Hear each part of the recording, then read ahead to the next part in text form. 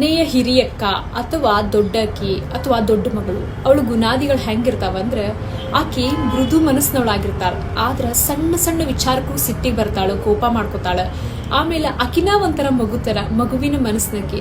ಆದ್ರ ಇಡೀ ಕುಟುಂಬವನ್ನ, ಇಡೀ ಕುಟುಂಬದ ಜವಾಬ್ದಾರಿಗಳನ್ನ ನಿಭಾಯಿಸುವಂತ ಚಾಣಕ್ಯಳಾಗಿರ್ತಾಳೆ. ಆಮೇಲೆ ಆಕಿ ಇಡೀ ಕುಟುಂಬದ ಜೊತೆಗೆ ಅಥವಾ ಒಡ ಹುಟ್ಟಿದವ್ರ ಜೊತೆಗೆ ಒರಟಾಗಿ ನಡ್ಕೋತಿರ್ತಾಳೆ. ಸಿಟ್ಟಲ್ಲಿ ಮಾತನಾಡೋದು, ಒರಟಾಗಿ ಬಿಹೇವ್ ಮಾಡೋದು ಮಾಡ್ತಿರ್ತಾಳೆ. ಆದ್ರೆ ಇಡೀ ಕುಟುಂಬವನ್ನ ಅಷ್ಟೇ ಪ್ರಾಮಾಣಿಕತೆಯಿಂದ ಪ್ರೀತಿಸೋದಾಗ್ಲಿ, ಅವ್ರು ಯಾರದೇ ಕುಟುಂಬದಲ್ಲಿರ್ತಕ್ಕಂಥ ಸದಸ್ಯರಿಗೆ ಯಾರಿಗೆ ತೊಂದರೆ ಬಂದ್ರು ಕೂಡ ಮೊದಲು ಆಕಿನ ಬಂದಿರ್ತಾಳೆ. ಆಮೇಲೆ ಮನೆಗೆ ಆಧಾರ ಸ್ತಂಭವಾಗಿರ್ತಾಳೆ.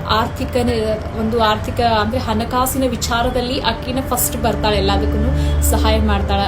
ಆಮೇಲೆ ಆಕಿ ಕೆಟ್ಟ ಗುಣ ಇನ್ನೊಂದು ಏನಂತಂದ್ರೆ ಎಲ್ಲಾರನ್ನೂ ನಂಬುವಂಥದ್ದು, ಎಲ್ಲರಿಗೂ ತನ್ನ ಕಷ್ಟಗಳನ್ನ ಹೇಳ್ಕೊಳ್ಳೋದು ಅಥವಾ ಸುಖದ ಬಗ್ಗೆ ಚರ್ಚೆ ಮಾಡೋದು, ತನ್ನ ವೈಯಕ್ತಿಕ ಜೀವನದಲ್ಲಿ ಏನೇನು ಆಗು ಹೋಗುಗಳಿರ್ತಾವ ಅದ್ರ ಕುರಿತಾಗಿ ಎಲ್ಲಾರೊಟ್ಟಿಗೂ ಹಂಚ್ಕೊತಾಳೆ, ಎಲ್ಲರನ್ನೂ ನಂಬ್ತಾಳೆ. ಇದಕ್ಕಿದ ಮೈನಸ್ ಗುಣ.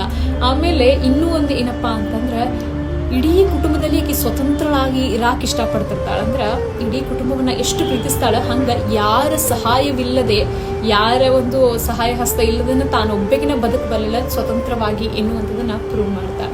ಆಮೇಲೆ ಇಷ್ಟೆಲ್ಲ ಕುಟುಂಬದ ಸದಸ್ಯರ ಕಷ್ಟಗಳಿಗೆ ಸ್ಪಂದನೆ ನೀಡುವಂತ ಆಕಿ ತನ್ನ ಕಷ್ಟ ಬಂದ್ರೆ ಮಾತ್ರ ಆಕಿ ಹೋಗೋದು ದೇವ್ರ ಹತ್ರ. ದೇವರನ್ನ ಮಾತ್ರ ಅವಳು ಜಾಸ್ತಿ ನಂಬ್ತಾಳೆ. ಇನ್ನ ತಂದೆ ತಾಯಿ ಕಷ್ಟಗಳನ್ನ ಅರ್ಥೈಸ್ಕೊಳಕ್ ಪ್ರಯತ್ನ ಪಡ್ತಾಳೆ.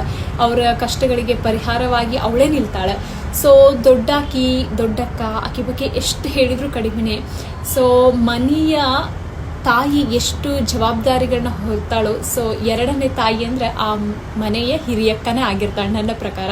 ಸೊ ನಮ್ಮಕ್ಕ ಅಂತಂದ್ರು ನಮ್ಮ ಮನೆಯ ಆಧಾರ ಸ್ತಂಭ. ಗುಡಿಗೆ ಕಳಸ ಎಷ್ಟೊಂದು ಪ್ರಾಮುಖ್ಯತೆ ವಹಿಸ್ಕೊಳುತ್ತ, ಹಂಗ ಹಿರಿಯಕ್ಕ ಆ ಮನೆಗೆ ಅಥವಾ ಒಂದು ಕುಟುಂಬದ ಜವಾಬ್ದಾರಿಯನ್ನ ನೀಗಿಸ್ಕೊಂಡು ಹೋಗಾಕ, ಆ ಮರ್ಯಾದೆಯನ್ನ ಉಳಿಸಾಕ ಆ ಕುಟುಂಬ ಅಂದ್ರೆ ಗುಡಿಯ ಕಳಸದಂತೆ ತನ್ನ ಕಾರ್ಯವನ್ನ ನಿರ್ವಹಿಸ್ತಾಳೆ ಬಗ್ಗೆ. ಸೊ ನಿಮ್ಗೂ ಹಿರಿಯಕ್ಕನ ಬಗ್ಗೆ ಏನ್ ಅನ್ಸುತ್ತೆ? ನಿಮ್ಮ ಮನೆ ಆಗಿರುವಂತ ಅಕ್ಕ ಅಥವಾ ನಿಮ್ಮ ಮನೆ ಹಿರಿಯಕ್ಕ ಆಗಿದ್ರೆ ಕಮೆಂಟ್ ಬಾಕ್ಸಲ್ಲಿ ಮುಕ್ತವಾಗಿ ಚರ್ಚೆ ಮಾಡೋಣ, ಅಥವಾ ಕಮೆಂಟ್ ಬಾಕ್ಸಲ್ಲಿ ನಿಮ್ಮ ಒಪಿನಿಯನ್ನ ತಿಳಿಸಿ. Thank you so much. Bye.